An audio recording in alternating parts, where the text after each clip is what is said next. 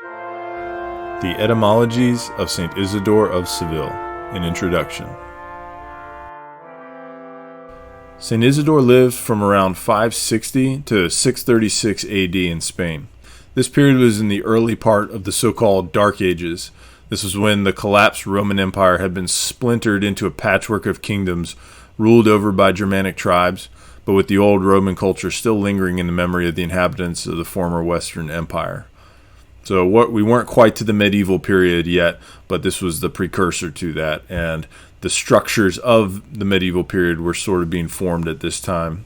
St. Isidore was one such inhabitant who grew up in Seville, which was ruled at that time by Visigothic kings. The Visigoths were one of the Germanic tribes which had come down from northern Europe and basically broken apart the old Roman Empire.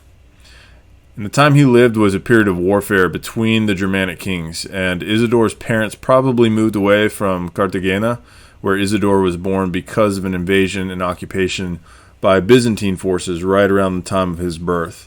So the Eastern Roman Empire, the Byzantine Empire, still continued to exist at this time. And right around when St. Isidore was born, they actually made an incursion into Spain to try and reconquer it.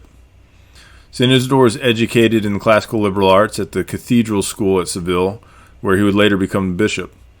He came to be renowned in his lifetime as a scholar and a masterful speaker and teacher, able to converse easily with learned and rustic people alike. He was influential in eradicating the Arian heresy in Spain, which was at that time predominant among the Visigothic ruling class. So while most of the Roman population that had formerly been part of the Roman Empire was Orthodox Catholic, the Germanic tribes that came in converted to Christianity, but a lot of them were Arian. But it was during St. Isidore's lifetime, and largely due to his work, that Arianism was basically purged out of Spain altogether.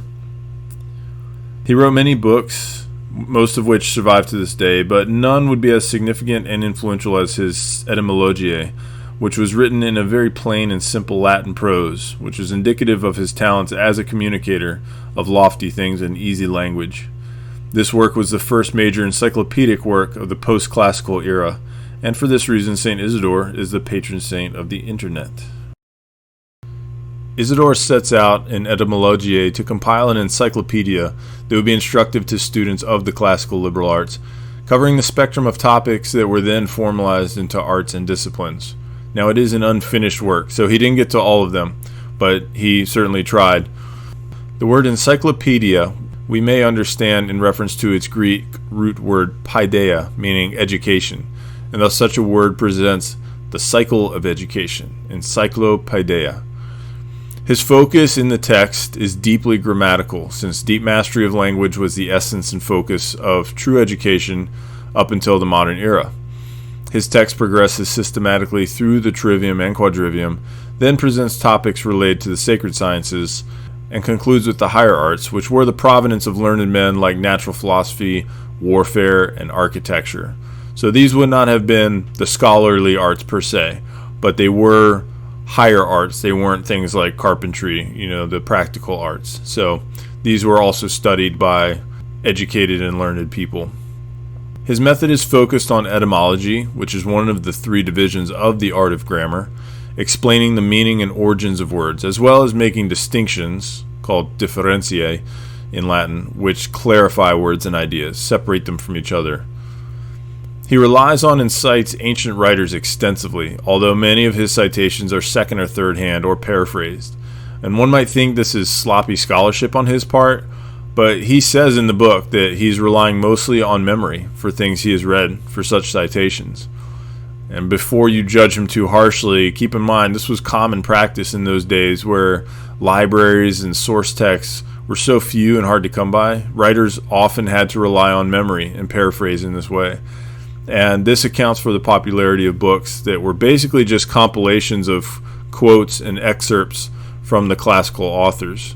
If you could kind of compile them all into one place, it made it much more convenient for people at that time who had a much harder time getting access to books than we do. They can't just go look up the book by this guy and then another book by this guy. It helps to have all these quotes that you might need all kind of in one place. Indeed, the nature of many of the etymologies he offers, which are at times quite far-fetched and fanciful, as we'll see, indicate that his purpose was more to aid memory of the material through mnemonic devices, those are like memory aids, than to rigorously expound the most precise etymologies. And this too is in the vein of the late classical and early medieval academic environment he was writing in, where memory and mnemonic constructs were so important and widely utilized. We're going to do a little mini course on the medieval and ancient art of memory, but it was a very big deal at the time, and a lot of the academic things that were presented in such a way to make it easy to remember and to help students construct mnemonic patterns that would allow them to remember quotes and things like that, or information very easily, right down to the diagrams and the illuminations in the old manuscripts. Modern scholars and linguists dispute many of the etymologies he offers, but Isidore relies almost entirely on the witness of ancient poets and the great authors for the proper sense and origin of words, echoing the common sentiment of the time that such writers and rhetoricians are the masters who shape the convention of language, so their word on such matters is considered authoritative. So in other words, you have these classical writers, classical authors, and the poets, which were kind of universally respected for their rhetorical excellence. And so since these were the people who were using words in a particular way and sort of giving the common usage for how these words are used, or if they say this is where a word comes from, since they are sort of the masters of language, Isidore's approach was, well, since we're learning language, we should go with what they say, rather than trying to be too nitpicky about, well, that doesn't quite link up historically or in terms of linguistics. He would say, no, we should listen to the poets and the writers. They're the ones who actually use the language and make it what it is that we rely on. And the influence of the Etymologies. The significance and influence of the Etymologies could not be overstated. It was one of the most widely read books of the Middle Ages and Renaissance, and we have over 1,000 manuscript copies of it from before the printing press. That's a huge amount of handwritten books that have come down. Often with those types of books, we only have a handful that survive from that time. We have over 1,000 of Isidore's books. It was one of the first books to be printed, and it was used as a textbook in schools and universities. Any well-read person or scholar before the so-called Enlightenment would have been familiar with this work, and it's easy to see why. At a time when books were monstrously expensive and hard to come by, a single text compiling all these diverse arts and topics and drawing from so many classical authors would be very appealing to the literate class who only had the means to buy a couple of books. So those people who were literate and educated but maybe weren't noblemen, so they could buy a book or two here or there, but you can't compile a library.